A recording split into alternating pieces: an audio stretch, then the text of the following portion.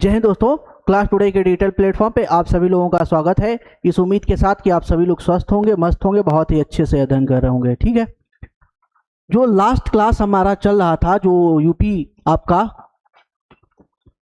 Uttar Pradesh health education officer का जो class चल रहा है, इसमें हेल्थ एजुकेशन का, इसमें लास्ट क्लास में जो हमने परियोजनाएं देख रहे हैं, उन परियोजनाओं में से जो सरकार द्वारा ये परियोजना चलाई जा रही है बुजुर्गों के लिए स्वास्थ्य देखभाल के लिए राष्ट्रीय कार्यक्रम, इसके बारे में हमने प्रॉपर आपसे डिस्कशन किया था। लेकिन फिर जो है कि टाइम थोड़ा सा कंप्लीट होने में थोड़ा मतलब पूरा पीपीटी कंप्लीट नहीं हो पाया था, तो मैं बोला था कि रहने देते हैं, 8-10 पीपीटी है तो उसको फिर नेक्स्ट क्लास में इंक्लूड करके यहाँ पे और कुछ हम प्रश्नों को प्रैक्टिस करा देंगे, दिखा देंगे आपको, जो है कि बता देंगे कैसे कैसे प्रश्न बनते हैं। तो उसी हिसाब से 8-10 जो आपकी स्लाइड बचे हुए हैं इनको कंप्लीट किया जाएगा, और उसके बाद आज ही के क्लास में जो है कि हम आपको लगभग 40-45 के आसपास प्रश्न आप एक बार सेट दिखा देंगे। हालांकि इसमें जितने टॉपिक है सारे टॉपिक से प्रश्न अभी वो नहीं है, स्टार्टिंग के 2-3 टॉपिक से ही प्रश्न है, लेकिन जैसे ही ये कंप्लीट होगा उसके बाद में पूरा जितना इस टॉपिक में, इस पीपीटी में जितना मैंने टॉपिक लेके रखा हूं परियोजनाओं से संबंधित, जितना हमने देखा है, उन सबको 1 बाय 1 करके प्रैक्टिस किया जाएगा। सबसे पहले प्रैक्टिस करने के बाद फिर जो है कि नेक्स्ट टॉपिक पे आगे बढ़ा जाएगा। तो बिना देर की क्लास को स्टार्ट करते हैं। लास्ट क्लास में इस पे हमने प्रॉपर डिस्कस किया था, बुजुर्गों के लिए स्वास्थ्य देखभाल के लिए राष्ट्रीय कार्यक्रम जो है कि चलाया जाता है सरकार के द्वारा, भारत सरकार स्वास्थ्य एवं परिवार कल्याण मंत्रालय के द्वारा चलाया जाता है। हमारा संकल्प है प्रत्येक बुजुर्ग का क्या सम्मान हो, है ना, अधिकार उसके मिले, ये सारी बातें।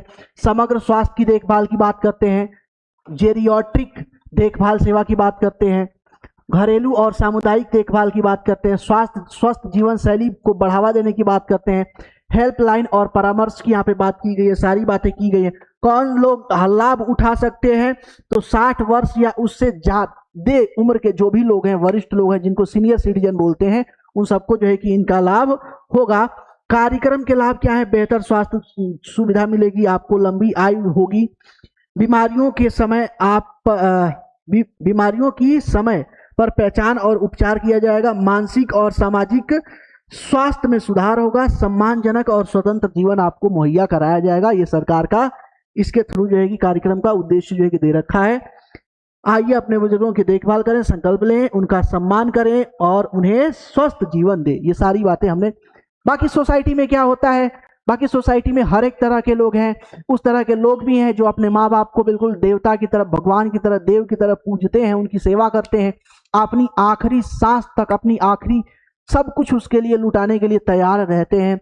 इसी समाज में वो लोग भी होते हैं जो अपने माँ बाप को प्रताड़ित करते हैं, इसी समाज में वो लोग भी रहते हैं जो अपने माँ बाप को रोड पे छोड़ देते हैं, इसी समाज में वो लोग भी होते हैं जो अपने माँ बाप को ले जाके किसी क्या बोलते हैं कि वृद्धाश्रम में डाल देते हैं।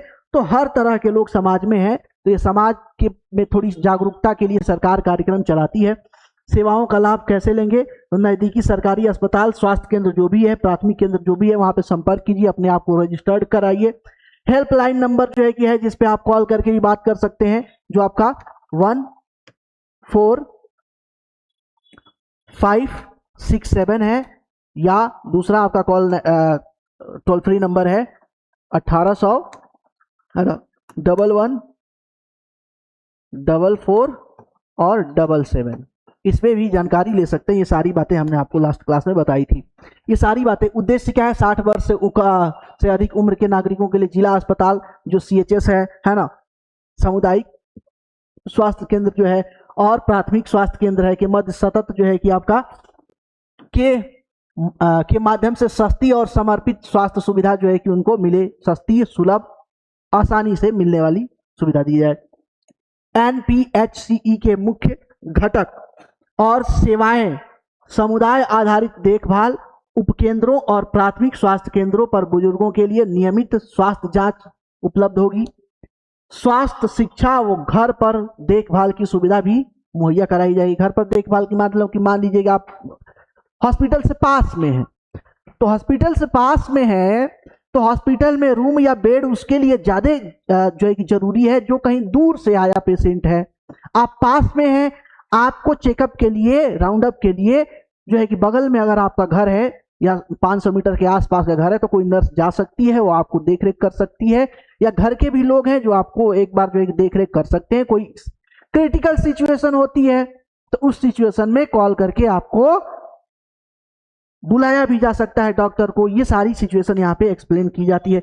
विशिष्ट क्लिनिक की बात की गई है। जिला अस्पतालों और सामुदायिक स्वास्थ्य केंद्रों में वृद्धावस्था चिकित्सा क्लिनिक, जहां सप्ताह में 2 बार विशेष परामर्श मिलता है, यानी सप्ताह में 2 बार जो विशेष परामर्श दिया जाता है। पुनर्वास सेवा बहुत जरूरी है। हर बार मैंने आपको बताया है, जब मैंने आपको बेसिक शुरू किया था हेल्थ एजुकेशन की का जो मैंने पूरा क्लास स्टार्ट किया था, तो पहले जो आपके स्लाइड मैंने लगाया था उसमें इन्हीं सारी बातों को बिल्कुल क्लियर किया था, बहुत डिटेल में एक एक चीज समझाई थी। तो अगर आपने इस क्लास को शुरू से नहीं देखा है तो जो आपको उत्तर प्रदेश हेल्थ एजुकेशन, वहां पे प्रॉपर जो है कि जब क्लास टुडे के यूट्यूब चैनल पे जाएंगे तो वहां पे प्रॉपर एक प्लेलिस्ट बनी हुई है ना, लिखा हुआ है, प्लेलिस्ट का नाम ही है उत्तर प्रदेश UPHEO। तो वहां पे जब देखेंगे आप तो ऑलरेडी वहां पे प्लेलिस्ट बनी हुई है, तो वहां पे पूरा क्लास 1 से लेके पूरा क्लास जो है वहां पे रखा गया है। तो आप क्लास 1 से प्रॉपर देखिए ताकि माइंड में बिल्कुल क्लियरिटी हो, कोई समस्या ना हो, ऐसा ना हो कि उहापोह के जो है कि स्थिति में रहे। पीछे का छोड़ दिए हैं, हमको लगता है कि आगे वाला क्लास बहुत इंपॉर्टेंट है, ये वाला क्लास बहुत इंपॉर्टेंट है, इसको कर लेते हैं। पीछे वाला जो है कि जो बेस है उसको हमने स्ट्रांग ही नहीं किया, तो बेस स्ट्रांग नहीं किया तो फिर आगे क्या होगा, वैसे ही 3-5 समझ में आएगा, पूरी क्लियरिटी आएगी नहीं। तो मेरा सजेशन है आपकी पूरा क्लास 1 से पूरा जो है कि देखिए। पुनर्वास फिजियोथेरेपी इकाई सहायक उपकरण और दर्द प्रबंधन विशेष रूप से अक्षम या बिस्तर पर पड़े बुजुर्गों के लिए, ये बातें यहाँ पे कही गई है। ठीक है, बाकी बार बार मैं आपको क्लास में बताता रहा हूँ कि जो क्लास टुडे का इंस्टीट्यूट है, क्लास टुडे इंस्टीट्यूट है, यहाँ पे जो है कि ऑनलाइन क्लासेस आपको अवेलेबल है, ऑफलाइन भी क्लासेस अवेलेबल है। यहाँ पे आपको सभी government exam, all one day exam के लिए, चाहे वो जो है कि सीटेट हो, चाहे यूपी टेट हो, चाहे बिहार टेट हो, है ना, रेलवे हो, जीडी हो, एसएससी हो, आर्मी हो, कांस्टेबल हो, एसआई हो, टीचर हो, किसी भी बैंकिंग वगैरह किसी भी एग्जाम है, सबके लिए क्लासेस अवेलेबल हैं। आप ऑनलाइन जो है कि क्लास टुडे के ऐप पर जाके विजिट कर सकते हैं। इसके अलावा क्लास 8 से लेके क्लास 10 तक के लिए मैथ एंड साइंस की क्लासेस अवेलेबल हैं। इसके अलावा स्कूल जो आपके कॉलेज इंट्रेंस के लिए होता है, सेंट्रल यूनिवर्सिटी एलिजिबिलिटी टेस्ट, उसके लिए भी कोर्स अवेलेबल है। बीएड और डीएलएड इंट्रेंस एग्जाम के लिए भी कोर्स अवेलेबल है, तो आप इसके लिए इंक्वायरी कर सकते हैं। इंक्वायरी के लिए आप चाहें तो नंबर पे कॉल कर लीजिए एक बार, 9142411842 पे कॉल करके इंक्वायरी कर लीजिए। ठीक है, चलिए आगे चलते हैं। नेक्स्ट, चिकित्सा एवं पैरामेडिकल प्रशिक्षण, डॉक्टरों, नर्सों और देखभाल करने वाले जितने भी जो है कि पर्सन है उनके लिए प्रशिक्षण करना। क्या देखिए, जब इतने आबादी है भारत की, दुनिया में सबसे ज्यादा आबादी रखने वाला भारत है, यहाँ बुजुर्गों की संख्या भी ज्यादा है, हर एक तरह की कैटेगरी के लोग यहाँ पे पाए जाते हैं, अच्छे भी बुरे भी, हर एक तरह के लोग पाए जाते हैं। तो उनको जब देख रेख करना होगा, सरकार जब ये योजना चला रही है और जब योजना चला रही है देख रेख करना होगा, तो प्रॉपर हमारे पास क्या होना चाहिए, क्या होना चाहिए, प्रॉपर हमारे पास जो है कि ट्रेंड लेबर फोर्स होनी चाहिए, यानी कि ह्यूमन रिसोर्स होना चाहिए। डॉक्टर हो, नर्सेज हो, एनएम हो, दाई हो, प्रॉपर ट्रेंड होनी चाहिए, हर एक चीज उनको आना चाहिए। तो इस तरह की जब हमारे पास मानव संसाधन रहेगा तभी तो हम इस परियोजना को आगे जो है कि सही तरीके से चला पाएंगे। अगर हमारे पास मानव संसाधन ही नहीं है, वर्क फोर्स ही नहीं है, मैन पावर नहीं है, तो फिर पॉसिबल नहीं होगा कि हम कर पाए, है ना। रेफरल सेवाएं, गंभीर बीमारी के अस्पताल के गंभीर बीमारी के केस में क्या होगा, आप अपने से ऊपर जो है कि अस्पताल में, अगर मान लीजिए सब सेंटर पे हैं तो आप प्राथमिक सेंटर पे भेजिए, प्राथमिक सेंटर से जो सामुदायिक सेंटर है वहां पे भेज सकते हैं, वहां से जिला अस्पताल में भेज सकते हैं। रेफरल सेवाएं, कार्यक्रम का वित्त पोषण, केंद्र सरकार कार्यक्रम के लिए 75% बजट वहन करती है। अब इसमें जो है कि राज्य सरकार, और कहने का मतलब ये हो गया कि राज्य सरकार और केंद्र सरकार दोनों लोग मिल करके ये सेवाएं चलाते हैं। और इसमें क्या होता है, जितना खर्च लगता है 75% आपका केंद्र सरकार देती है, प्लस 25% आपका स्टेट गवर्नमेंट देखती है। ठीक है, दोनों लोग मिल बांट के अपना काम चलाते हैं। राज्य सरकार जिला स्तर तक की गतिविधियों के लिए 25% का योगदान करती है। ठीक है, यहां पे क्लियर कर दिया मैंने। ये देखिए, इस तरह की चीजें कभी कभी फंसा देती है, पूछ लिया जाता है सीधा सीधा कि जो बुजुर्गों के लिए देख रेख के लिए कार्यक्रम चलाया जाता है, राष्ट्रीय कार्यक्रम चलाया जाता है, उसमें कितना % जो है कि राज्यों को खर्च करना पड़ता है, कितना % जो है केंद्र सरकार को खर्च करना पड़ता है। इस तरह के प्रश्न जो आयोग लेवल के जो एग्जाम होते हैं, उत्तर प्रदेश लोक सेवा आयोग के जो प्रश्न होते हैं, उस लेवल के प्रश्न जो है कि यहां पे पूछ लिए जाते हैं। तो इस चीज को थोड़ा सा जो है कि नोटिस कीजिएगा, ध्यान में रखिएगा। आगे, राष्ट्रीय मानसिक स्वास्थ्य कार्यक्रम NMHP भारत सरकार द्वारा 1982 में शुरू किया गया था। उद्देश्य देश में मानसिक स्वास्थ्य सेवाओं को उपलब्ध कराना, बढ़ाना, मानसिक रोगों से जुड़े सामाजिक कलंक स्टिग्मा को दूर करना। अब यह सामाजिक कलंक से क्या मतलब है? सामाजिक कलंक से क्या मतलब है? जैसे बहुत सारे लोग होते हैं, आज देखा जाए तो स्ट्रेस हो गया, एंजाइटी हो गया, डिप्रेशन हो गया, प्रेशर हो गया, ये इस समय कॉमन मेंटल प्रॉब्लम हो गई है। यहां तक कि लगभग 30% स्कूल गोइंग जो चिल्ड्रेन है, स्कूल गोइंग मतलब का ये जो 8 से पहले वाले बच्चे हैं, क्लास 1 से लेकर के या क्लास 3 से लेकर 8 तक के बच्चे हैं, उसमें 25 to 30% बच्चों में ये देखा गया है कि उसमें जो है कि आपका स्ट्रेस, एंजाइटी, डिप्रेशन की कंडीशन पाई जाती है। तो ये एक आजकल भारत में ही नहीं पूरी दुनिया में एक ये बहुत कॉमन, एक नॉर्मल जो है कि एक प्रॉब्लम हो गई है। हालांकि ये लोग जानते हुए कि मुझे प्रॉब्लम है, डॉक्टर के पास नहीं जानते हैं, जाते हैं, ना किसी से बोलते हैं, ना किसी से बताते हैं, ना किसी से अपनी बातें शेयर करते हैं। कारण क्या है? कारण यह है कि हमारे समाज में मान्यताएं कुछ ऐसी है। अगर आपने कह दिया किसी से कि हम डिप्रेशन में हैं, कोई प्रॉब्लम है, तो सामने वाला फिर समझता है कि ये वो सिर्फ एक बात सीधा समझता है कि ये पागल इंसान है, इससे दिमाग का दौरा पड़ता है। उसको इतना टेक्निकल चीजें समझ में नहीं आती कि डिप्रेशन क्या होता है, प्रेशर क्या होता है, एंजाइटी क्या होता है, उसे इससे कोई लेना देना नहीं। वो उसको बात में, उसके दिमाग में सिर्फ एक बात आती है कि ये मेंटल हो गया है। और इस वजह से बहुत सारे लोग अपनी बातें दूसरे से शेयर नहीं, अपनी जो है कि मानसिक कंडीशन दूसरे से शेयर नहीं करते हैं। यहां तक कि उस मानसिक कंडीशन से निवारण पाने के लिए डॉक्टर के पास भी नहीं जाते हैं, क्योंकि सामने वाला आस पड़ोस के लोग जानेंगे कि ये तो अपना मानसिक इलाज या मेंटल डॉक्टर के पास गया था, तो लोग हमें पागल घोषित कर देंगे। ये एक बहुत बड़ा एक तरीके से जो है कि कह लीजिए कि ये कलंक तरीके से जो है कि समाज में देखा जाता है, और इससे उबरने की जरूरत है। सरकार यही कहती है कि इस चीज को आप क्या कीजिए, खत्म कीजिए। जैसे सामान्य बीमारियां होती हैं, खांसी होता है, जुकाम होता है, बुखार होता है, टाइफाइड होता है, टिटनेस होता है, डेंगू होता है, मलेरिया होता है, जैसे ये सामान्य सी बीमारियां होती हैं, वैसे ही जो डिप्रेशन है, जो एंजाइटी है ना, जो ये सारी चीजें हैं, प्रेशर है, ये सारी चीजें मेंटल डिजीज हैं। तो इनको उसी तरीके से एक बीमारी के रूप में ही देखा जाए, न कि मेंटल केस के रूप में देखा जाए। कहने का मतलब सिर्फ इतना सा है। आगे चलते हैं, राष्ट्रीय मानसिक स्वास्थ्य कार्यक्रम। अब राष्ट्रीय मानसिक स्वास्थ्य कार्यक्रम के बारे में थोड़ा सा डिटेल से देखते हैं। स्वास्थ्य एवं परिवार कल्याण मंत्रालय द्वारा, भारत सरकार द्वारा चलाया जाता है। मानसिक स्वास्थ्य सबके लिए जो है कि ये बातें की जाती है। मानसिक स्वास्थ्य सबके लिए हर दिन हर जगह अवेलेबल होना चाहिए। ठीक है, ये बात यहां पे की जाती है। मानसिक स्वास्थ्य हमारे समग्र स्वास्थ्य एवं खुशहाली के लिए आवश्यक है। आइए हम सभी मिलकर मानसिक स्वास्थ्य के प्रति जागरूकता बढ़ाएं, समझे, सहयोग करें और सहायता प्राप्त करें। मानसिक तनाव के संकेत क्या है? जो मानसिक रूप से लोग मानसिक रोगी हैं, जैसे मान लीजिए कि उनको डिप्रेशन है ना, एंजाइटी है, प्रेशर है, ये सारी चीजें हैं, तो इसका सिंबल क्या है? लगातार उदास रहना, लगातार उदास रहना, बेवजह की चिंता करना। उनको ऐसा लगता है कि दुनिया में जो कुछ हो रहा है, मेरे घर में जो कुछ हो रहा है, मेरे जीवन में जो कुछ हो रहा है, उसका सिंगल रीजन सिर्फ मैं हूं। मेरे घर में पैसे की तंगी है, कारण मैं हूं।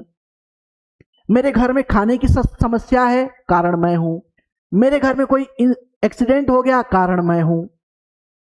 उसको ऐसा लगता है कि मेरे आसपास, मेरे घर में, मेरे देश में जो कुछ हो रहा है सबका कारण वो है। वो इसका जो है कि प्रेशर लेके बैठा रहता, डिप्रेशन में पड़ा है। और अच्छे अच्छे लोग जो जॉब में भी हैं, अच्छे प्रोफेशन में भी हैं, या फिर अच्छे जॉब की प्रिपरेशन, यूपीएससी वाले और पीसीएस वाले तो और ज्यादा प्रेशर में होते हैं, डिप्रेशन में होते हैं। एक दो अटेम्प्ट में नहीं निकला, फिर डिप्रेशन में चले जाते हैं, समस्या आ जाती है ना। तो वो ज्यादा चिंता करना, उदास रहना, सबसे पहले तो ये काम बंद करना, उदास नहीं रहना। सुबह सुबह जगो, सुबह सुबह जगने के बाद कहो कि यार वाह क्या मौसम है, बहुत बढ़िया, क्या खूबसूरत सुबह है, क्या जो है कि सूर्य बिल्कुल शाइन कर रहा है, बढ़िया, आज का दिन बहुत अच्छा है, आज कुछ ना कुछ नया सीखेंगे, आज पूरा दिन जो है कि कुछ ना कुछ नया करेंगे, नया सीखेंगे, पूरा दिन एंजॉय करेंगे, मस्त रहेंगे बिल्कुल। सुबह सुबह उठते ही ये लाइन दोहरा दो डेली। और अगर भूल जा रहे हो ना तो एक पेपर बना लो, पेपर बनाओ, पेपर पे लिखो, उठते हुए पेपर को पढ़ो, है ना। ये सारी चीजें अगर आप करते हैं तो ये जो चीजें हैं, एंजाइटी है, डिप्रेशन है, प्रेशर है, समस्या, ये जो मेंटल जो है कि कंडीशन है जो अनहेल्दी है, वो ऑटोमेटिक धीरे धीरे देखेंगे कि रिकवर होने लगेगी। जो हालांकि जो वास्तव प्रॉब्लम है वो तो बनी रहेगी ना, लेकिन वो प्रॉब्लम तभी तो सॉल्व होगी जब आपका मेंटल कंडीशन या जो है कि स्ट्रांग होगा, मेंटली आप स्ट्रांग होंगे, कैपेबल होंगे प्रॉब्लम सॉल्व करने के लिए, तभी तो होगा। परेशान होने, डिप्रेशन में जाने से, एंजाइटी में जाने से तो वो होगा नहीं। तो सबसे पहली प्रायोरिटी क्या होना चाहिए? अपने आप को हेल्दी, मेंटली रूप से हेल्दी रखना, ठीक है। चिड़चिड़ापन, गुस्सा, बात बात पे झुझलाना, चिड़चिड़ापन, झल्ला देना, झल्ला के बोल देना। कोई अच्छा पर्सन, कोई माँ बाप है या भाई बहन है या हस्बैंड है, कोई भी है, कोई अच्छी बात भी बोल रहा है, हमारे हित की भी बात बोला, उससे भी झल्ला देना। ये किसका कारण है? डिप्रेशन का कारण है, प्रेशर का कारण है, बहुत ज्यादा आप एंजाइटी वगैरह का कारण है। नींद में बदलाव आना, नींद में बदलाव आना कि मतलब कि नींद ही नहीं आ रही, कभी कभी पता चलता है कि रात रात भर नींद ही नहीं आई, एक एक दो दो दिन तक नींद ही नहीं आई, रात पूरा वेट किए, नींद नहीं आए, सुबह में जाके सोए जबरदस्ती। तो इस तरह की समस्या इसका केंद्र है, मतलब कि लक्षण है, संकेत है। ध्यान केंद्रित करने में कठिनाई होना, किसी एक चीज पे ध्यान केंद्रित नहीं होता है, ये इसका जो है कि क्या सिंबल है। रुचि में कमी, थकान, बार बार थोड़ा सा काम करने पे, थोड़ा सा कोई फिजिकल वर्क करने में थकान हो जाती है, किसी काम में मन नहीं लगता, इंटरेस्ट नहीं आता, इसका मतलब कि आप डिप्रेशन, प्रेशर, एंजाइटी के शिकार हैं, कहीं ना कहीं आप मेंटली रूप से हेल्दी नहीं है, इसीलिए ये सारी चीजें यहां पे हो रही हैं। आगे, सहायक उपलब्धता, जिला मानसिक स्वास्थ्य कार्यक्रम है ना, DMHP केंद्रों से संपर्क करें, आपको वहां पे सारी फैसिलिटी मिलेगी। परामर्शदाता या मनोवैज्ञानिक से बात करें, मनोचिकित्सक जिसे बोलते हैं, है ना, मनोचिकित्सक से प्रॉपर, हर एक जो डिस्ट्रिक्ट हॉस्पिटल है, डिस्ट्रिक्ट हॉस्पिटल में एक कम से कम जो है कि विशेषज्ञ तो होता ही है, तो उससे जाके क्या कीजिए, साइकोलॉजिस्ट से प्रॉपर वहां पे जो है कि बात कीजिए, अपनी समस्या रखिए, मुझे क्या दिक्कत आ रही है, क्या चीजें आ रही हैं, वहां पे रखिए, उसको समझिए, समझाइए, उसको सॉर्ट आउट कीजिए, है ना। मानसिक स्वास्थ्य हेल्पलाइन पर कॉल करके आप गाइडेंस वगैरह ले सकते हैं। परिवार और दोस्तों से बात करें, कट के ना। सबसे पहले क्या होता है, लोग जो डिप्रेशन में जाते हैं, प्रेशर में जाते हैं, एंजाइटी जब होती है तो वो कटने लगते हैं, अकेले अकेले रहने लगते हैं, कहीं कॉर्नर में, कहीं रूम में, अंधेरे में। और देखो, जो पर्सन कहीं अकेले में बैठा है, किसी अंधेरे रूम में बैठा हुआ है, इसका मतलब वो सिंबल है या बहुत ज्यादा बड़बड़ा रहा है, चिंता कर रहा है, उसे नींद नहीं आ रही है प्रॉपर, इसका मतलब ये है कि वो, उसकी मेंटल कंडीशन अच्छी नहीं है, उसको मनोचिकित्सक के पास ले जाइए। कई बार सिचुएशन ये होती है कि आप खुद से भी इलाज कर सकते हैं, ऐसी बात नहीं है, अगर आप थोड़ा सा एक्सपीरियंस है ना, अगर थोड़ा सा आप एक्सपीरियंस है, मनोविज्ञान के रूप में जो है कि पढ़ रखा है, तो आप खुद से भी इलाज कर सकते हैं अपना, जरूरी नहीं है कि साइकोलॉजिस्ट के पास जाइए। ठीक है, कभी इस टॉपिक पे ना डिटेल से जो है कि अच्छे से अलग बिल्कुल लेक्चर ही बना देंगे 1 घंटे का, सिर्फ इसी पे मेंटल हेल्थ को कैसे मैनेज किया जाए। हालांकि इस पे ऑलरेडी मेरी जो है कि वीडियो बनी हुई है प्रॉपर। एक अगर यूट्यूब पे अगर आप सर्च मारते हैं मन के मेरे मंदिर में विचार मेरे देवता, यूट्यूब पे अगर आप सर्च मारेंगे मन के मेरे मंदिर में विचार मेरे देवता, तो वहां पे मैंने प्रॉपर एक सीरीज बना रखी है। उसमें इसी मेंटल हेल्थ के बारे में मैं बताता हूं कि मेंटल हेल्थ कैसे काम करती है, आपका माइंड का स्ट्रक्चर क्या है, माइंड कैसे वर्क करता है, माइंड में जो थिंकिंग प्रोसेस है उसका क्या रोल होता है, जो थिंकिंग प्रोसेस है उसका रोल के साथ साथ उसके आपके लाइफ में इम्पैक्ट क्या पड़ता है ना। जो हमारे भारतीय कल्चर में एक उपवास की व्यवस्था रही है, पूजा पाठ की व्यवस्था रही है, धार्मिक अनुष्ठान की व्यवस्था रही है, इसका जो है कि साइकोलॉजिकल इम्पैक्ट क्या होता है, इन सारी चीजों को जो है कि हालांकि अभी 3 ही लेक्चर उसमें आया, 3 या 4 लेक्चर आया हुआ है, आप चाहे तो देख सकते हैं। तो वहां पे ये सारी चीजें मैंने जो है कि रख रखी है, वहां पे चाहे तो अलग से देख सकते हैं, या फिर हम इसी प्लेटफॉर्म से एक बड़ा सा वीडियो लगभग जो है कि 1-1.5 घंटे या 2 घंटे का बना देंगे प्रॉपर, जो है कि आपका मेंटल हेल्थ को मैनेज कैसे करें, क्या क्या चीजें होती हैं इसमें कंपलसरी जिसको जो है किया जाता है। क्योंकि बहुत सारी प्रॉब्लम, पहले मुझे भी एक प्रॉब्लम थी, है ना, हकलाने का मतलब गला बंद हो जाता है। 2 चीजें होती है, एक हकलाना होता है, एक तुतलाना होता है। तुतलाना में शब्द टूट टूट कर आते हैं, एक बार में कोई शब्द जो है कि मुंह से निकलता नहीं है। हकलाना क्या होता है, हकलाने में गला जो है कि आपका फंस जाता है 10-20 सेकंड के लिए, 15 सेकंड के लिए, 25 सेकंड के लिए, बहुत माइनर टाइम के लिए गला आपका बिल्कुल बैंड हो जाएगा, बंद हो जाएगा, आप चाह कर भी नहीं बोल पाएंगे। इसे बोलते हैं हकलाना, और ये बहुत बड़ा दोष है, बहुत बड़ा बीमारी है। हालांकि साइकोलॉजिस्ट का कहना है कि इसको सुधारा नहीं जा सकता, लेकिन आज मुझे आप देख सकते हैं, मैं आपके सामने खड़े होके, यहां तक कि मैं लाइव मतलब कि स्टेज पे भी खड़े होके लगातार घंटों तक बोल सकता हूं। ये मैंने अपना स्ट्रेंथ धीरे धीरे डेवलप किया, क्योंकि मुझे हकलाना बहुत ज्यादा प्रॉब्लम देने लगा था। धीरे धीरे उसको सही किया। तो अगर आप थोड़ा सा अनुभव है, थोड़ा सा अगर आप साइकोलॉजी समझते हैं, चीजों को कैसे सही करना है समझते हैं, तो आप खुद से भी अपना ट्रीटमेंट कर सकते हैं, जरूरी नहीं है, ठीक है। तो ये सारी चीजें मेंटल हेल्थ से रिलेटेड होती है। अगर आपका मेंटल हेल्थ डाउन हुआ, आपका कॉन्फिडेंस डाउन हो जाएगा, बॉडी लैंग्वेज डाउन हो जाएगी, आप प्रॉपर किसी से कम्युनिकेट नहीं कर पाएंगे। ये सारी समस्याएं वहीं से शुरू होती है, ठीक है। तो चलो फिर आगे चलते हैं, फटाफट आगे बात कर लेते हैं। परिवार और दोस्तों से बातचीत करें, ये ऑलरेडी सारी चीजें देख ली हैं। बात करें, समझे, सहयोग करें। मानसिक स्वास्थ्य के लिए क्या क्या करें, क्या करना है, नियमित व्यायाम कीजिए। जरूरी नहीं है व्यायाम, तो देखिए सामान्य तौर पर लोग बोल देते हैं कि सुबह उठिए, दौड़िए, भागिए, योगा। अरे हम कोई ऋषि महात्मा है? ऋषि महात्मा होते तो सामाजिक जीवन में थोड़ी होते। योग करें, मेडिटेशन करें, ऐसा बताओ ना जो हम अपने व्यवहारिक सामाजिक लाइफ में कर सकें। ऐसी बातें करते हो जो पॉसिबल ही ना हो।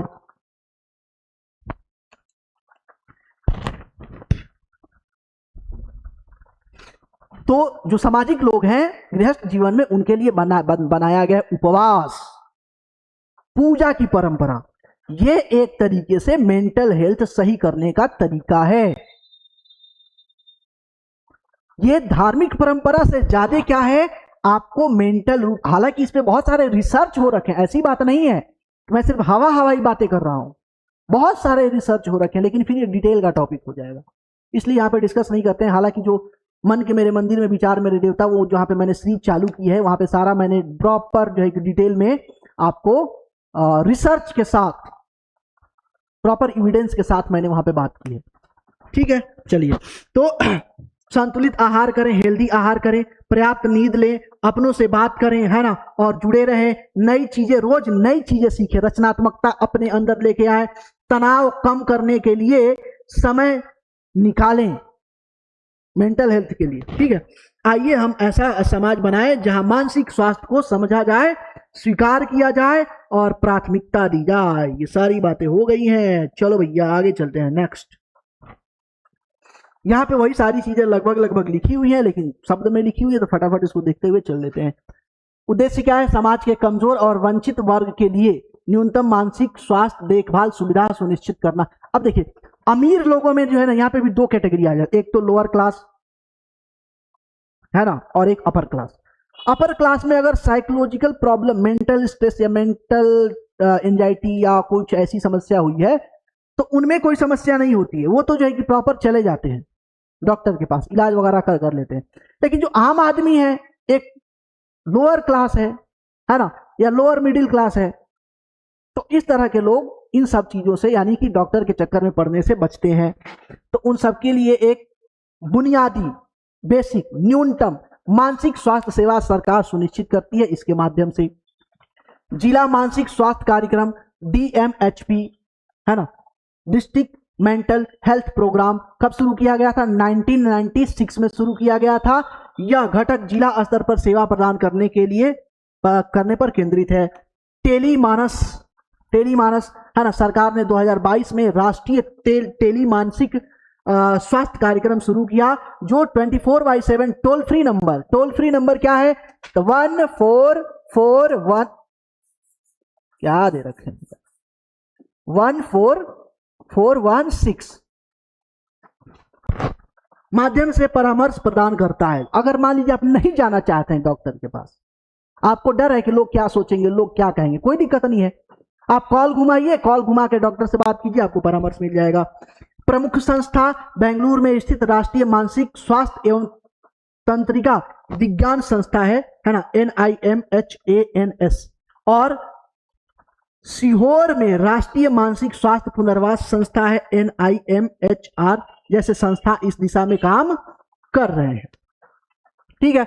अन्य पहल क्या है? आयुष्मान भारत योजना के तहत अब 17वीं विभिन्न मानसिक स्वास्थ्य विकारों के लिए बीमा कवर भी प्रदान किया जाएगा। मोबाइल हेल्थ टीम जो है कि इसके लिए प्रॉपर है, जो एक्टिव है ना, इस कार्यक्रम के तहत समर्पित मोबाइल टीम जो है कि स्कूल में और आंगनबाड़ी में, ये ध्यान देने वाली बात है, कहां पे? स्कूलों में और आंगनबाड़ी केंद्रों में दौरा करती है। आमतौर पे आयुष डॉक्टर है ना, एनएम और फार्मासिस्ट शामिल होते हैं, वहां पे जाते हैं, बच्चों की देखरेख करते हैं, जांच करते हैं, मेंटल हेल्थ का केयर करते हैं। विशेष रूप से ग्रामीण क्षेत्रों में स्वास्थ्य सेवा तक पहुंच में सुधार लाने के लिए नेशनल हेल्थ मिशन के सहयोग से मोबाइल मेडिकल यूनिट और टेलीमेडिसिन को भी लागू किया चुका है, किया जा रहा है। हाँ ठीक। जिला प्रारंभिक हस्तक्षेप केंद्र है ना, DEIC, जटिल मामलों में प्रबंधन रेफरल के लिए जिला अस्पताल DEIC की स्थापना की गई है।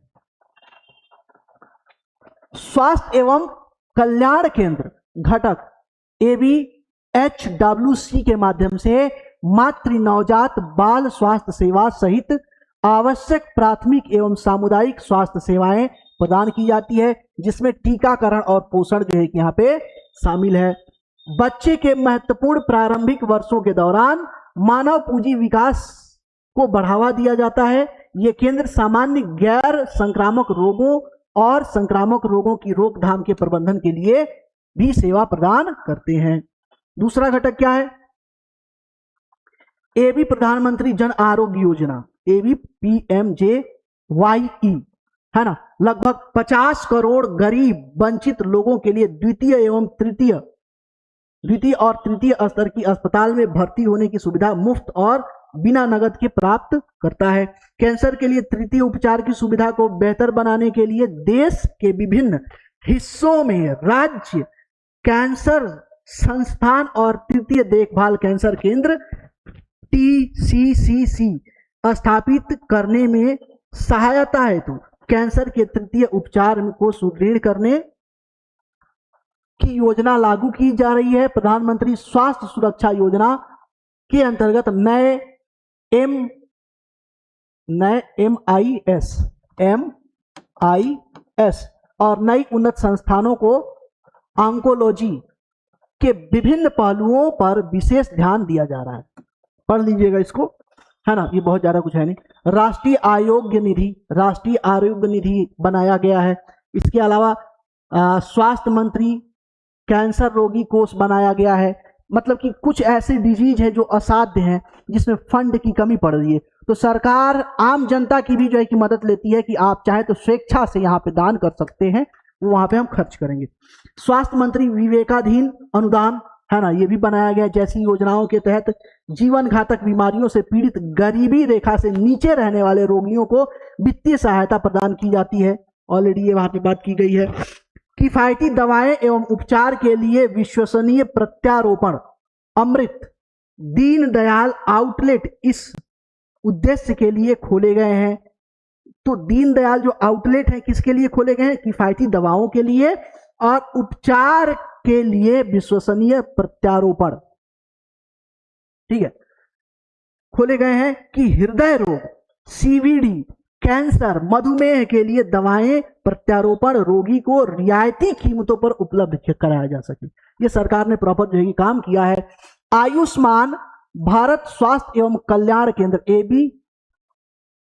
ABHWC में दी जाने वाली सेवाएं सेवा क्षेत्र में रहने वाले सभी व्यक्तियों के लिए निःशुल्क और सार्वभौमिक है। सेवा क्षेत्र में रहने वाले सभी लोगों के लिए क्या है? निःशुल्क और सार्वभौमिक है, ठीक है। प्रॉपर इसके बारे में क्लास में ऑलरेडी एक बार डिस्कस कर चुके हैं, तो अब यहाँ पे फिर से जो है कि इस क्लास में डिस्कशन नहीं करेंगे। अब फटाफट हम जो है कि प्रश्न देख लेते हैं, है ना।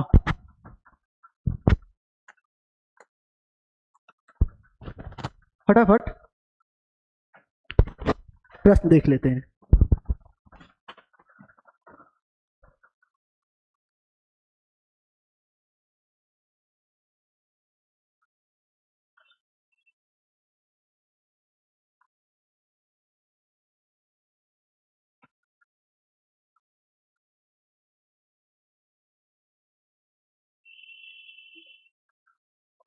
ठीक है, चलिए फटाफट प्रश्न देखते हैं।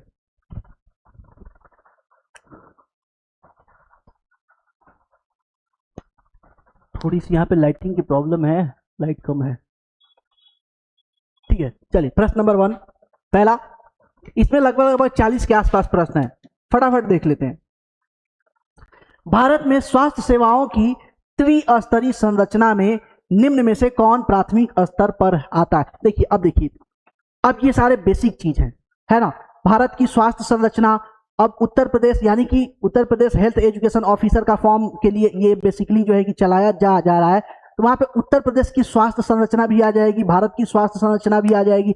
इससे आपको एग्जाम में कम से कम 2 प्रश्न तो पक्का पूछेगा, पक्का श्योर पूछेगा। इसीलिए मैंने ये सारी चीजें स्टार्टिंग में ही क्लियर की है पहले क्लास से, इसीलिए बोल रहा हूं कि पहले क्लास से चीजें स्टार्ट करो, ठीक है।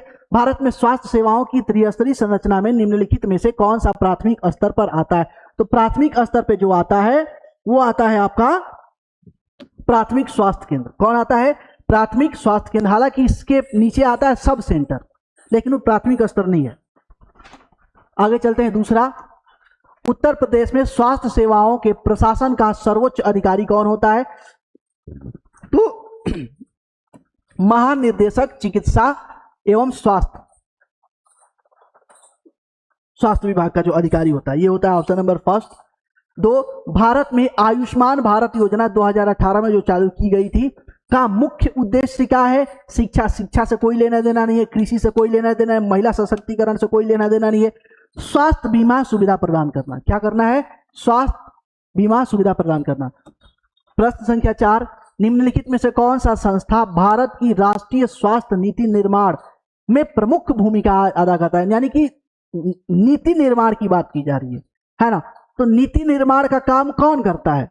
नीति निर्माण का काम देश में पहले जो है कि प्लानिंग कमीशन करता था, आज देखेंगे तो नीति आयोग करता है। कौन करता है? नीति आयोग करता है।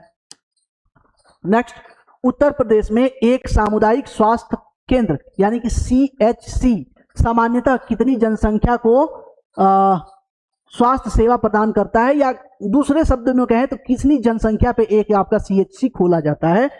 तो खोला जाता है 80,000 से लेके 1,20,000 तक की जनसंख्या पे एक जो है कि सामुदायिक स्वास्थ्य केंद्र यानी कि CHC को खोला जाता है। भारत की स्वास्थ्य संरचना में सब सेंटर का मुख्य कार्य क्या है? सब सेंटर बता रहे थे, जिसकी हेड होती है एनम। कौन होती है? एनम होती है हेड, है ना, वही इंचार्ज होती है यहाँ का। चिकित्सज्ञ विशेषज्ञता नहीं, प्राथमिक स्तर का मातृत्व एवं शिशु स्वास्थ्य देखभाल, हाँ ये काम होता है। ऑप्शन नंबर बी करेक्ट है, ठीक है। प्राथमिक स्तर का ट्रीटमेंट दिया जाता है, लेकिन प्राथमिक स्तर का ट्रीटमेंट सिर्फ जो है कि न्यू बॉर्न बेबी या शिशु या बालक या जो प्रेग्नेंट लेडी है या जो क्या बोलते हैं कि धात्री माँ मतलब कि जो दूध पिलाने वाली माँ है, जो अभी बच्चे को दूध पिला रही हैं, उनसे जुड़ी हुई सेवाएं यहाँ पे दी जाती हैं। 7 प्रश्न संख्या 7, उत्तर प्रदेश में राष्ट्रीय स्वास्थ्य मिशन NHM 2005 का उद्देश्य क्या है, मुख्य उद्देश्य क्या है? सड़क निर्माण, भैया स्वास्थ्य से संबंधित है। ग्रामीण एवं शहरी स्वास्थ्य सेवाओं को सुदृढ़ करना। निम्नलिखित में से कौन सा भारत की स्वास्थ्य संरचना का तृतीय स्तर है? तो तृतीय स्तर कौन सा है? तृतीय स्तर कौन सा है? तो तृतीय स्तर देखेंगे तो जिला अस्पताल है। कौन सा है? जिला अस्पताल या मेडिकल कॉलेज? CHC नहीं है ना, प्राथमिक सब सेंटर नहीं है, CHC नहीं है, ये है एम्स मेडिकल कॉलेज वगैरह। डी हो जाएगा यहाँ पे तृतीय स्तर, ठीक है, डी 8 का डी, ठीक है। अच्छा, यहाँ पे एक चीज याद रखिएगा, थोड़ा सा यहाँ पे मैं थोड़ा सा आपको बता दूं, कुछ एक्स्ट्रा चीजें थोड़ी सी मैं यहाँ पे आपको बता दूं। कहाँ गया वो? ये जो है इससे प्रश्न पूछता है, ये तो हमने देख लिया ना कि CHC कितने पॉपुलेशन पे जो है कि खोला जाता है, एक CHC यानी कि सामुदायिक स्वास्थ्य केंद्र कितने पॉपुलेशन पे एक होता है? तो लगभग 80,000 से 1,20,000 जनसंख्या पे एक जो है कि सामुदायिक स्वास्थ्य केंद्र स्थापित किया जाता है। ऐसे ही देखेंगे तो एक जो सब सेंटर है, सब सेंटर आपका 3,000 से 5,000 के आबादी पे है ना। जो जंगल है, पहाड़ हैं, दुर्गम इलाके हैं, वहां पे 3,000 पे, और जो नॉर्मल प्लेस है वहां पे 5,000 पे एक सब सेंटर होता है। इसी तरह से PHC की बात करें, तो PHC आपका 20,000 से लेकर के 30,000 तक के बीच में PHC सेम चीजें हैं, है ना। वैसे ही आपका CHC के बारे में बता दिया, तो ये भी चीज थोड़ा सा जो है कि ध्यान रखिएगा इस चीज को। चलिए आगे चलते हैं, ये भी पूछा जा सकता है। हो गया, चलो 9 नंबर प्रश्न, उत्तर प्रदेश में जननी सुरक्षा योजना मुख्यतः किससे संबंधित है? जननी सुरक्षा योजना, जननी का मतलब क्या होता है? जननी मतलब माता से, है ना। तो देख लीजिए भाई, सुरक्षित मातृत्व का, बाल शिक्षा से कोई मतलब, पेंशन से कोई मतलब, पोषण से कोई मतलब। ऑप्शन नंबर कौन सा होगा? ए होगा, जननी सुरक्षा, सिंपल सी बात है ना, सुरक्षित मातृत्व। भारत में स्वास्थ्य संबंधी आंकड़े नीतिगत सुझाव प्रदान करने वाली प्रमुख संस्था कौन सी है ना। क्या है? तो भारत में स्वास्थ्य संबंधी आंकड़े एवं नीतिगत सुझाव प्रदान करने वाली प्रमुख संस्था कौन सी है? भारत चुनाव आयोग का यहाँ पे क्या काम है? कोई काम नहीं है ना। राष्ट्रीय स्वास्थ्य प्राधिकरण, कोई मतलब नहीं है यहाँ पे, इसका भी कोई मतलब नहीं है यहाँ पे, है ना। ठीक है, स्वास्थ्य एवं परिवार कल्याण मंत्रालय कौन होगा? स्वास्थ्य एवं परिवार कल्याण मंत्रालय, डी। नेक्स्ट, भारत की सार्वजनिक स्वास्थ्य प्रणाली का प्रथम संपर्क बिंदु कौन सा? प्रथम संपर्क बिंदु, तो प्रथम संपर्क बिंदु देखेंगे तो प्रथम संपर्क बिंदु में आपका आ जाता है सब सेंटर। क्या आ जाता है? सब सेंटर आ जाता है। देखिए, सबसे ऊपर क्या आएगा? Sub centre. उप केंद्र आएगा, इसे उप केंद्र कहते हैं सब सेंटर को। उसके बाद आएगा PHC प्राथमिक हेल्थ सर्विसेज या प्राथमिक हेल्थ सर्विसेज सेंटर। उसके बाद CHC है ना, कम्युनिटी हेल्थ सेंटर। और उसके बाद आ जाएगा डिस्ट्रिक्ट हॉस्पिटल आ जाएगा। उसके बाद जो है कि मेडिकल कॉलेज, रिसर्च सेंटर, ये सारी चीजें आ जाएंगी। इस तरीके से पूरी हायरार्की होता है। क्लास 1 से देखिए क्लियर होगा। प्रश्न संख्या 12, सामुदायिक स्वास्थ्य केंद्र CHC सामान्यतः कितने प्राथमिक स्वास्थ्य केंद्रों के रेफरल इकाई के रूप में कार्य करता है? सामुदायिक स्वास्थ्य केंद्र CHC सामान्यतः कितने प्राथमिक स्वास्थ्य केंद्रों के रेफरल इकाई के रूप में कार्य करता है? तो ये 4 के लिए कार्य करता है। किसके लिए? CHC के बाद के सामुदायिक स्वास्थ्य केंद्र सामान्यतः कितने के लिए? यानी कि अब यहाँ पे ऊपर से देखिए, यहाँ पे डिस्ट्रिक्ट हॉस्पिटल हो गया, डिस्ट्रिक्ट हॉस्पिटल, उसके बाद CHC हो गया, उसके बाद आपका PHC हो गया, है ना। अब ये देखेंगे, पूछा जा रहा है CHC के बारे में पूछा जा रहा है, तो यहाँ पे सब सेंटर भी लिख लेते हैं, सब सेंटर, ठीक है। तो अब इसके बारे में देखते हैं। तो जो रेफरल, जो प्राथमिक चिकित्सा है, वो लगभग 5 से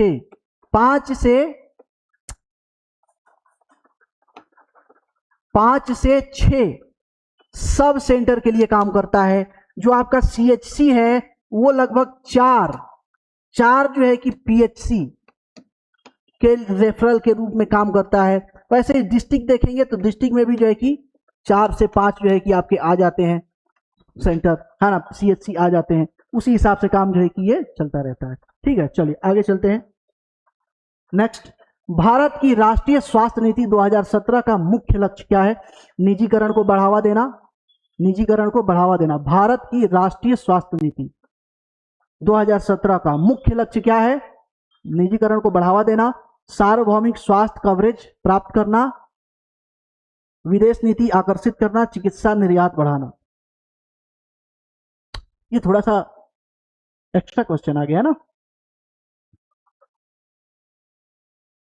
कोई बात नहीं। यहां पे क्या है? सार्वभौमिक स्वास्थ्य कवरेज प्रदान करना या प्राप्त करना।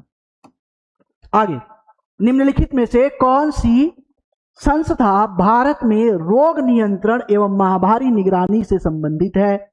तो नीति आयोग नहीं है भैया, यह है आपका national centre for disease control, है ना, ऑप्शन नंबर डी। ये जो है कि भारत में रोग नियंत्रण एवं महामारी निगरानी के लिए बनाया गया है क्या? National centre for disease control, NCDC। Bharat की स्वास्थ्य संरचना में PHC का मुख्य उद्देश्य क्या है? सुपर स्पेशलिटी सेवाएं देना नहीं, सुपर स्पेशलिटी सेवाएं देना नहीं है, मेडिकल शिक्षा नहीं, मेडिकल शिक्षा भी देना नहीं है, प्राथमिक स्वास्थ्य सेवाएं उपलब्ध करना। हाँ, प्राथमिक स्वास्थ्य केंद्र इसे नाम ही दिए हैं, यहां पे प्राथमिक सेवाएं जो है कि दी जाती हैं। सी 15 का सी बिल्कुल करेक्ट है। राष्ट्रीय स्वास्थ्य मिशन का मुख्य उद्देश्य क्या है? राष्ट्रीय स्वास्थ्य नेशनल हेल्थ मिशन। रक्षा सेवा, कोई मतलब नहीं रक्षा सेवा से।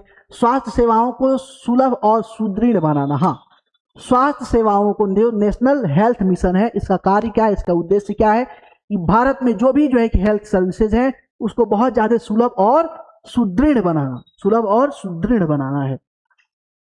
निम्नलिखित में से कौन सा राष्ट्रीय स्वास्थ्य मिशन का मुख्य घटक है? मुख्य या प्रमुख घटक है राष्ट्रीय स्वास्थ्य मिशन? दोनों है ना, राष्ट्रीय ग्रामीण स्वास्थ्य मिशन, राष्ट्रीय अर्बन स्वास्थ्य मिशन, दोनों इसी के घटक हैं, 2 भाग में डिवाइडेड है। सी ऑप्शन सही है। आशा, ए सर्टिफाइड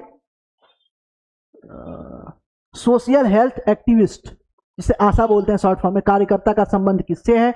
राष्ट्रीय हेल्थ मिशन से है। किससे है? राष्ट्रीय हेल्थ मिशन से है।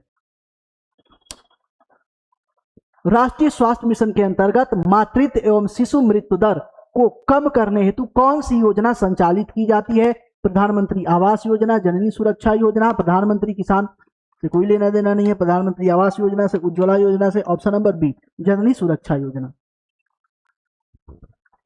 राष्ट्रीय शहरी स्वास्थ्य मिशन का मुख्यतः किसके लिए कार्य करता है? तो ये कार्य करता है ग्रामीण क्षेत्रों के लिए, आज शहरी क्षेत्रों के लिए, शहरी गरीबों के स्वास्थ्य सुधार हेतु कार्य करता। अर्बन लगा हुआ है national urban health mission, national urban health mission, national rural health mission. 2 हमने पार्ट देखे नेशनल हेल्थ मिशन के, वही चीज है यहाँ पे, और कुछ नहीं है। नेशनल हेल्थ मिशन के अंतर्गत स्वास्थ्य सेवाओं में सामुदायिक भागीदारी सुनिश्चित करने हेतु किस समिति का गठन किया गया है? ग्राम स्वास्थ्य स्वच्छता एवं पोषण समिति, पोषण समिति का गठन किया गया है। ऑप्शन नंबर ए बिल्कुल करेक्ट है, बाकी इधर कोई देखने की जरूरत ही नहीं है। निम्न में से कौन सा राष्ट्रीय स्वास्थ्य मिशन का लक्ष्य नहीं है? लक्ष्य नहीं है पूछ रहा है।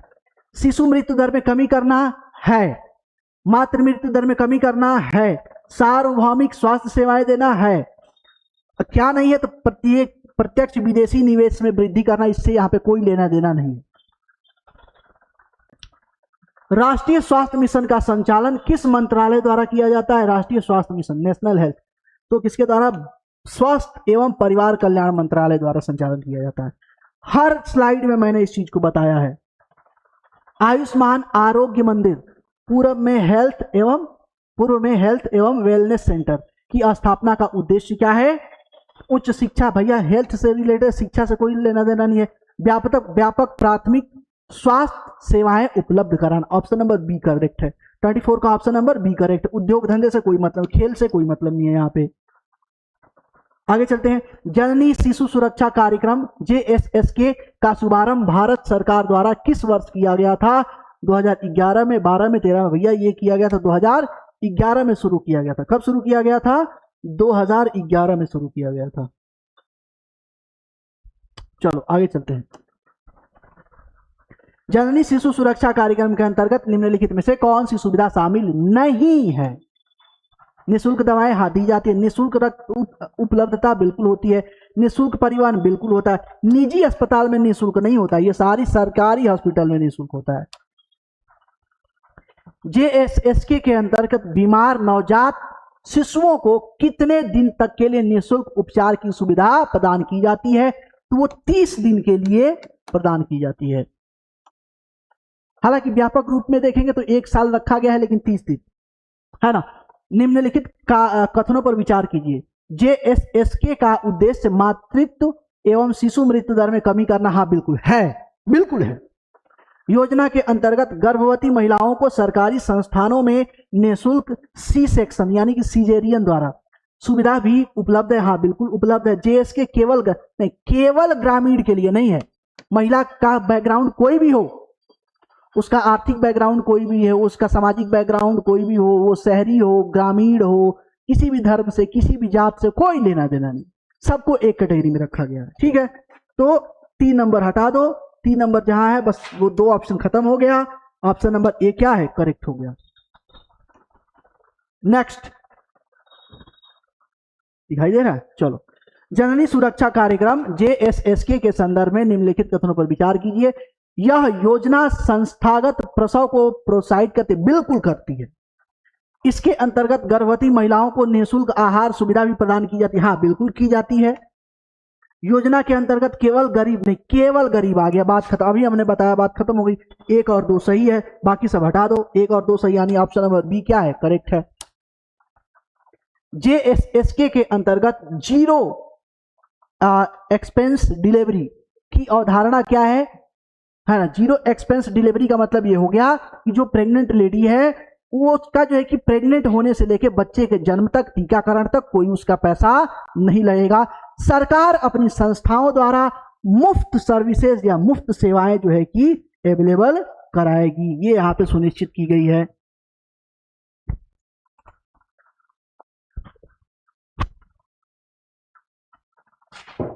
ठीक है,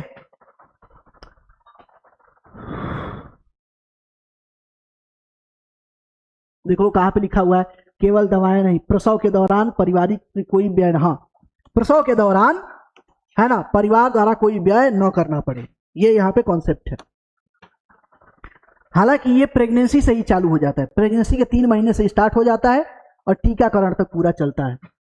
जननी शिशु सुरक्षा कार्यक्रम के अंतर्गत निम्न में से कौन सी सुविधाएं एंटाइलमेंट अधिकार में शामिल नहीं है? एंटाइलमेंट अधिकार में शामिल नहीं है। निजी बीमा कवरेज, हाँ निजी बीमा कवरेज यहाँ पे शामिल नहीं है, ये आपका व्यक्तिगत है, अगर आप करना चाहते हो तो ठीक है। बाकी डायग्नोसिस शामिल है, निःशुल्क रक्त उपलब्धता शामिल है, निःशुल्क परिवहन सब शामिल है, ये ऑलरेडी हम लोग देख चुके हैं। नेक्स्ट, JSSK के संदर्भ में निम्नलिखित युग्मों पर विचार कीजिए। सुविधा लाभार्थी, निःशुल्क सी सेक्शन गर्भवती महिलाओं के लिए, हाँ बिल्कुल दी जाती है। निःशुल्क उपचार बीमार नवजात को बिल्कुल दिया जाता है। निःशुल्क परिवहन केवल ग्रामीण खत्म हो गया, यानी कि 1 और 2 बिल्कुल यहाँ पे भी से क्या है? सही है। 1 और 2 देखो, ऑप्शन नंबर बी क्या है? यहाँ पे भी सही है।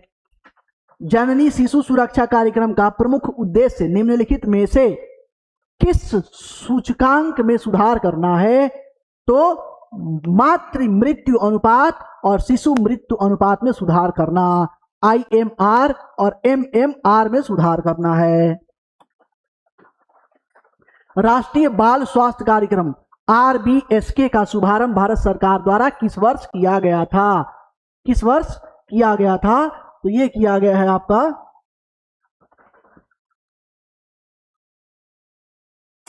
34 है ना, 2013 में।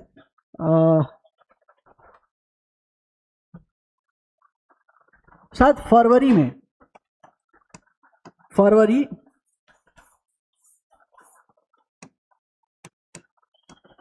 फरवरी 2013 में इसकी शुरुआत की गई है। ठीक है, चलो आगे देखते हैं। राष्ट्रीय बाल स्वास्थ्य कार्यक्रम मुख्यतः किस आयु वर्ग के लिए है? तो ये 0 से लेकर 18 वर्ष तक का। यहां पे भी कोई बैकग्राउंड हो कोई मतलब नहीं है, चाहे वो मैरिड हो अनमैरिड हो कोई मतलब नहीं है ना। चलो आगे देखते हैं। RBSK के अंतर्गत बच्चों में 4D की पहचान की जाती है, इनमें से कौन सा 4D में शामिल नहीं है? बहुत इंपॉर्टेंट प्रश्न है। 4D मैंने आपको बताया था और 4D में से एक D यहां पे नहीं रखा गया है। देखो, डिफेक्ट एट बर्थ बिल्कुल शामिल है, डिजीज शामिल है, डिसेबिलिटी शामिल है, डिप्रेशन शामिल नहीं है। क्या है? डिप्रेशन यहां पे शामिल नहीं है। यहां पे चौथा क्या है? Development delay. डेवलपमेंट डिले का मतलब ये हो गया कि बच्चे की जो विकास दर है वो बहुत स्लो हो रहा है, बच्चे का विकास प्रॉपर नहीं हो रहा है। ये यहां पे चौथा डी में शामिल किया गया है। 37 की बात कर लेते हैं आगे। राष्ट्रीय बाल स्वास्थ्य कार्यक्रम के अंतर्गत मोबाइल स्वास्थ्य टीम सामान्यतः किन संस्थानों में जाती है? तो आंगनवाड़ी में जाती है और सरकारी विद्यालय में जाती है, निजी विद्यालय से कोई मतलब नहीं है। 2 यानी कि ऑप्शन नंबर ए, यहां पे थोड़ा सा पट्टी रह गई है। चलो आगे चलते हैं। RBSK के अंतर्गत district early intervention centre DEIC का मुख्य उद्देश्य क्या है? चिकित्सा शिक्षा देना नहीं, बच्चों में पहचानी गई स्वास्थ्य समस्याओं का प्राथमिक उपचार में हस्तक्षेप करना। ऑप्शन नंबर बी करेक्ट है। नेक्स्ट, निम्नलिखित में से कौन सी बीमारी RBSK के अंतर्गत जन्मजात दोष बर्थ डिफेक्ट की श्रेणी में आती है? एनीमिया, विटामिन ए की कमी और क्लब फुट। तो ये आता है बेसिकली आपका क्लब फुट। क्या आता है? क्लब फुट आता है। क्लब फुट का मतलब ये हो जाता है कि जैसे कटे फुटे ओठ हो गए या पैरों में कोई विकलांगता है या कुछ इस तरीके की समस्या है, तो इस केस में सरकार मुफ्त सर्जरी की फैसिलिटी देती है। क्या करती है? मुफ्त सर्जरी की फैसिलिटी देती है। इसे बोलते हैं क्लब फुट। क्लब फुट की श्रेणी में इसको रखा जाता है। ठीक है। राष्ट्रीय बाल स्वास्थ्य कार्यक्रम किस मंत्रालय के अंतर्गत संचालित होता है? राष्ट्रीय बाल स्वास्थ्य कार्यक्रम, तो मंत्रालय मैंने बार बार ये चीज आपको बता रखा है, तो इसमें कोई समस्या नहीं होनी चाहिए, है ना। महिला एवं बाल विकास मंत्रालय के अंतर्गत। कहां पे? महिला एवं बाल विकास मंत्रालय के अंतर्गत होता है। RBSK के अंतर्गत स्क्रीनिंग टीम सामान्यतः कौन शामिल नहीं होता है? स्क्रीनिंग टीम में कौन सा शामिल? देखो, एनएम तो शामिल होगा, आयुष चिकित्सक होगा। देखो, जिला मजिस्ट्रेट से यहां पे कोई लेना, जिला मजिस्ट्रेट का हेल्थ टीम से कोई लेना देना नहीं है। डी। 42 RBSK कार्यक्रम का प्रमुख उद्देश्य निम्नलिखित में से क्या है? बच्चों में स्वास्थ्य समस्याओं की प्रारंभिक पहचान एवं उपचार। बच्चों में स्वास्थ्य समस्याओं का प्रारंभिक पहचान एवं उपचार करना, यही क्या है? 42 का ए। नेक्स्ट और लास्ट प्रश्न है आपका, निम्नलिखित कथनों पर विचार कीजिए। RBSK राष्ट्रीय स्वास्थ्य मिशन के अंतर्गत संचालित होता है ना। ये तो बिल्कुल करेक्ट है। इसमें जन्मजात दोष की पहचान की जाती है? हाँ बिल्कुल की जाती है। या केवल नहीं, केवल ग्रामीण नहीं, यानी 1 और 2 सही, यानी ऑप्शन नंबर सी। तो इस तरीके से हमने एक प्रैक्टिस सेट देखा। हालांकि इसमें और भी टॉपिक है जिसपे हमने प्रैक्टिस सेट नहीं देखा है, तो नेक्स्ट क्लास जब लेके आएंगे तो वहां पे, चूंकि ये एक क्लास का मैटर था तो एक क्लास में लगभग कंप्लीट हो गया, तो नेक्स्ट क्लास जब भी हम लेकर आएंगे वहां पे अब जितने भी टॉपिक बचे हुए हैं उनसे जो है कि लगभग 100-125 जितने भी प्रश्न बनते हैं सबको एक ही स्लाइड में लेकर आएंगे। ठीक है, तो इस क्लास को ज्यादा से ज्यादा शेयर कीजिए, इस क्लास के बारे में अपने दोस्तों को बताइए कि उत्तर प्रदेश स्वास्थ्य सेवा अधिकारी की बहुत अच्छी क्लास, बिल्कुल एग्जाम ओरिएंटेड, बिल्कुल परीक्षा को टारगेट करके चलाई जा रही है। अगर आपका कोई सजेशन है तो कमेंट बॉक्स में बता सकते हैं। इसके अलावा अगर किसी टॉपिक पे आप लेक्चर चाहते हैं वो टॉपिक भी बता सकते हैं। तो आज की क्लास में इतना ही, मिलते हैं आपसे नेक्स्ट क्लास में। आज के लिए धन्यवाद।